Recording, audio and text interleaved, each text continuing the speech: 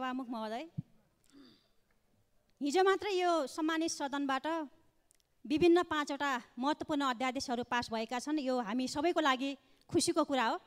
सभामुख महोदय, यी अध्यादेशहरू पास भइरहँदाखेरि सत्ता पक्षमाथि विभिन्न प्रहारहरू भए कि यी अध्यादेशहरू पास गर्नको निम्ति सत्ता पक्षले करोडौँको अफर गर्यो, करोडौँमा सांसदहरू किन्ने अथवा किनबेचको चाहिँ चलखेल गर्यो भन्ने खालको जुन कपोकल्पित र भ्रामक आरोपहरू जुन यहाँ संसदमै गरिबामै संसदमै यहाँ कुराहरू उठेका छन् र प्रमुख प्रतिपक्षी दलका नेता लगायत केही विपक्षी दलका नेताहरूले सार्वजनिक मञ्चबाट यस्ता खालका भ्रमपूर्ण यस्ता खालको आरोपहरू लाउनु भएको छ। म यो आरोपको चाहिँ खण्डन गर्छु र म यसको चाहिँ एकदम गम्भीर चाहिँ ध्यानाकर्षण भएको म व्यक्त गर्दछु। सामान्य सभामुख महोदय, जब एउटा आरोप लगाइसकेपछि त्यसको पुष्टि गर्नुपर्छ।